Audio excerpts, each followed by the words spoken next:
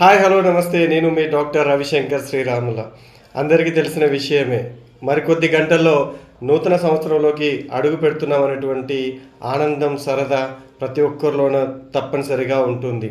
Okay, అందరం ఆనందంగా ఉండాలని, సరదాగా గడపాలని కోరుకోని వారెవరు. కానీ ఈ యొక్క సరదా, సంతోషం అనేటువంటిది విషాదంగా మారకుండా చూసుకోండి. Okay, right. ప్రతి ఒక్కరి జీవితంలో సరదా, ఆనందం అనేటువంటిది తప్పనిసరిగా కావాల్సిందే. కానీ ఆ సరదా, ఆ ఆనందం కేవలం ఈ ఒక్క రోజుకే పరిమితం కావాల్సిన అవసరం లేదు. మరొక్క సంవత్సరం మన కోసం రాబోతోంది. ఆ సంవత్సరం అంతా ఆనందంగా ఉండేందుకు, సరదాగా ఉండేందుకు మనం మన యొక్క రెజల్యూషన్స్ని, మన యొక్క సంకల్పాలని మనం కొత్తగా నిర్మించుకునేటువంటి ప్రయత్నం చేద్దాం. ఆ ప్రయత్నం చేస్తూ మరొక సంవత్సరం మొత్తం ఎలా ఆనందంగా ఉండాలో, దానికి మనం ఎలాంటి రెజల్యూషన్స్ని తీసుకోవాలో అది ఆలోచన చేద్దాం.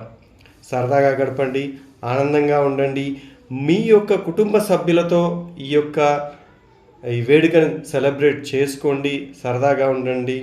కానీ ఏది కూడా అతిగా చేయకండి, ప్రమాదాలని కొని తెచ్చుకోకండి. నేను చెప్తున్నానని కాదు, ఇది అందరికీ తెలిసిందే. జాగ్రత్తగా ఉండడం అనేటువంటిది ప్రతి ఒక్కరి బాధ్యత. ఎందుకంటే మన యొక్క బాధ్యత అనేటువంటిది, ఒక కుటుంబం యొక్క బాధ్యత అనేటువంటిది మన మీద ఉంటుంది. మనం సమాజంలో ఉన్నటువంటి వ్యక్తులం, కుటుంబంలో భాగంగా ఉన్నటువంటి వ్యక్తులం. కాబట్టి సమాజం గురించి, కుటుంబం గురించి, మరి ముఖ్యంగా మీ యొక్క ఆప్తుల గురించి ఆలోచించండి.